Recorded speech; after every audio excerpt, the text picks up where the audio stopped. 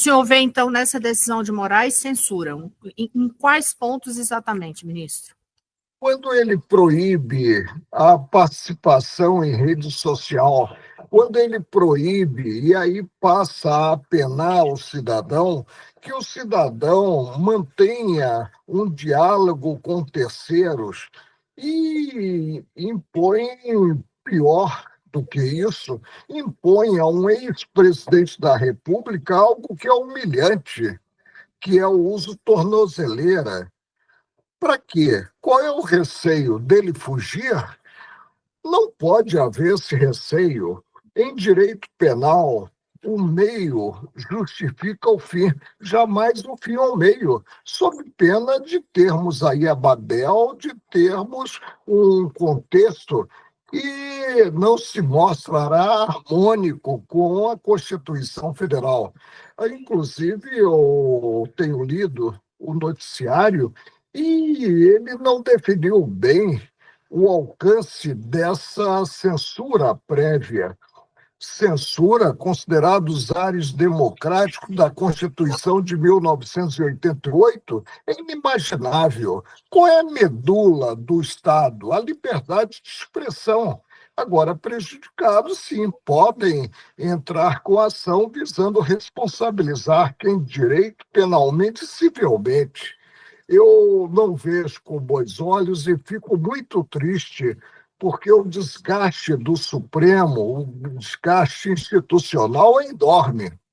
O que começa errado não pode acabar bem.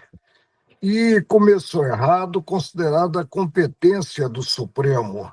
A competência do Supremo está na Constituição Federal e o preceito é exaustivo. Supremo não é competente para julgar cidadão comum, para julgar originariamente ex-presidente da República, ex-deputado federal ou ex-senador.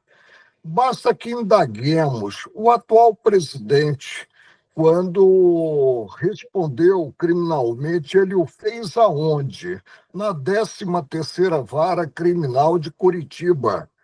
A legislação não mudou. Por que o ex-presidente Bolsonaro está a responder no Supremo? Isso é inexplicável. E a história em si é impiedosa, vai cobrar essa postura do Supremo, inclusive quanto àqueles que participaram das arruaças de 8 de janeiro, que são cidadãos comuns. Quando o Supremo decide, não cabe recurso a um órgão revisor. Então, o devido processo legal fica prejudicado. Não se avança culturalmente assim, maltratando a lei das leis, que é a Constituição Federal. Agora, o momento é de temperança, é de buscar-se a correção de rumos sem atropelo, principalmente sem partir-se como que para uma censura prévia. Isso é incompreensível em um Estado democrático de direito. Hoje o senhor diz, pelas condições que estão impostas ao ex-presidente Jair Bolsonaro, são condições comparáveis ao de um preso condenado? O preso condenado, com sentença não mais sujeita à impugnação, ele cumpre a pena. É preciso observar-se que essas medidas alcançam a dignidade da própria pessoa. O uso de tornozeleira, a proibição de sair de casa, que é praticamente uma prisão domiciliar. Vamos observar a ordem natural, que é apurar para selar da culpa no processo crime, exercido o direito de defesa, chegasse à execução do pronunciamento judicial definitivo. E não há esse pronunciamento por enquanto. O ministro Luiz Fux divergiu, agora por último, na turma, e se lá eu estivesse, eu acompanharia, divergiu quanto à utilização por um ex-presidente da República. Vamos respeitar a instituição que é a presidência da República. Utilizar como se fosse um bandido de periculosidade maior, utilizar a tornozeleira. A tornozeleira é uma apenação que digo humilhante. porque alcança a dignidade da pessoa. Puxando aí pelo Supremo, o senhor acha que o caminho do Supremo, o Supremo caminha para onde nesse momento? Não sei, basta considerar que houve uma emenda regimental deslocando a competência do plenário para as turmas em processo crime. Estive 31 anos na bancada do Supremo e nunca julgamos em turma processo crime. Alguma coisa está errada.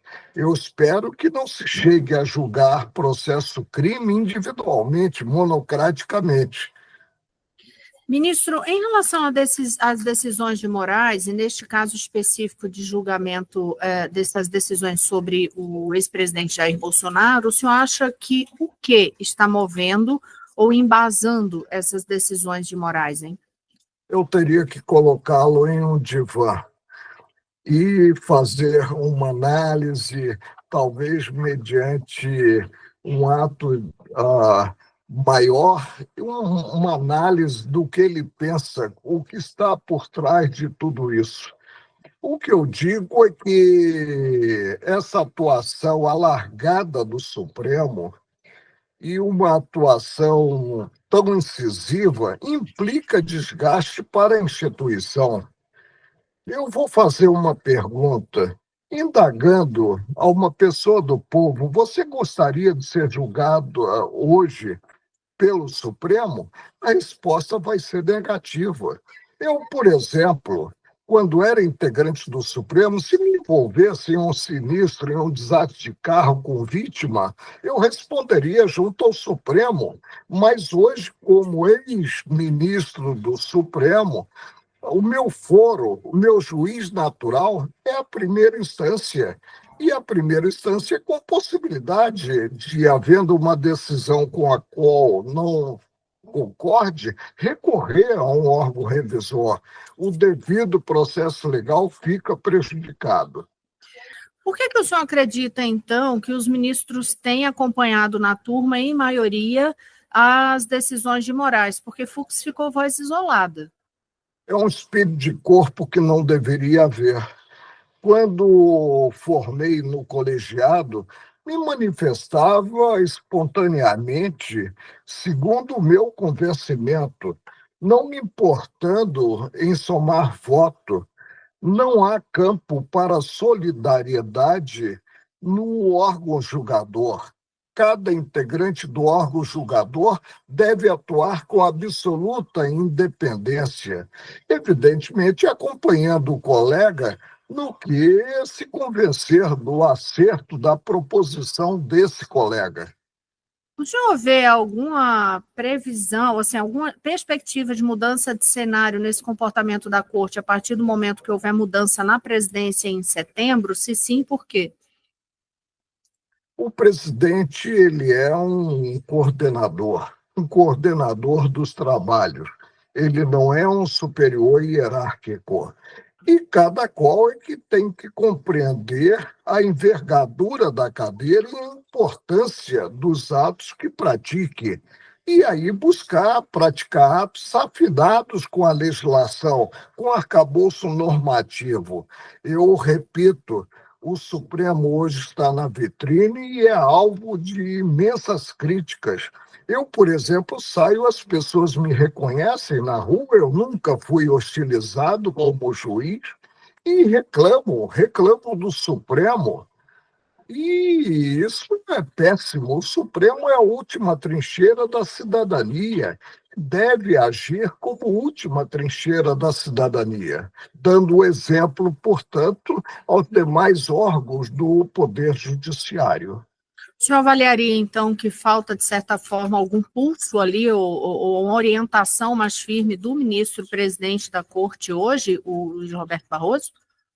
Não, porque fica muito difícil para o ministro-presidente impor certa ótica. O que cabe a ele, no máximo, é fazer uma ponderação no sentido da correção de rumos. E como ele poderia fazer isso? Conversando, no diálogo, um diálogo aberto, ainda que reservado, né? com o próprio ministro que está a atuar hoje, e ele ficou como relator de todos os casos que tenham alguma ligação com aquele inquérito inicial, que eu rotulei como inquérito do fim do mundo, tudo vai para ele, ministro, ele é o relator de todos os casos.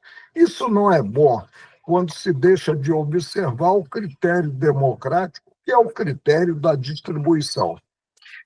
Voltando à questão das decisões sobre Jair Bolsonaro, o senhor enxerga nessas medidas de Moraes uma tentativa de banimento da imagem do ex-presidente? Não, eu não posso. Por que banimento?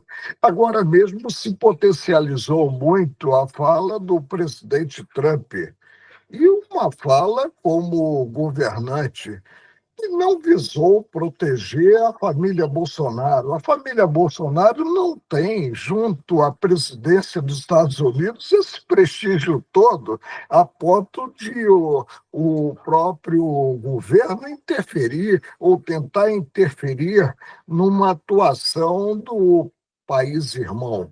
Isso aí é algo ingênuo e que precisamos parar para observar qual é a origem em si dessa atuação do presidente Trump. Mas eu vou insistir nessa questão do banimento, porque uma das reclamações que têm sido feitas pelos apoiadores de Jair Bolsonaro é o fato de ele não poder dar entrevista, não poder usar as redes, e essa extensão dessas medidas cautelares ir para terceiros, deixando dúvidas, inclusive, até quem que poderia ou não, se poderia usar alguma entrevista antiga de Bolsonaro, se pode usar alguma imagem antiga. Existe dúvida em relação a isso, inclusive. Eu só espero que essa postura não acabe intimidando a grande imprensa e gere aí um cerceio e gere consequências inimagináveis. Não se coaduna com o Estado Democrático de Direito o que vem ocorrendo. Nós não tivemos isso sequer quando vivenciamos o regime de exceção, que foi o regime militar. Se não se viveu isso nem no estado de exceção, o senhor classificaria o atual estado como o quê, ministro? Eu vejo como uma extravagância que vem se verificando no âmbito da Corte Maior do país, que é o Supremo. E é preciso que volte a Corte a atuar como colegiado e, preferencialmente, no plenário, com as 11 cadeiras ocupadas, e que cada qual se pronuncie com absoluta independência. Isso é que se espera. O senhor já disse que para poder entender as decisões de Moraes precisaria levá-lo ao divã. De toda forma, o senhor consegue perceber, ou de que forma o senhor percebe, por exemplo, se há algum impacto emocional nas decisões dele, já que ele é um dos principais alvos dos bolsonaristas? Olha, Rosiane, eu não queria estar na pele do ministro Alexandre de Moraes.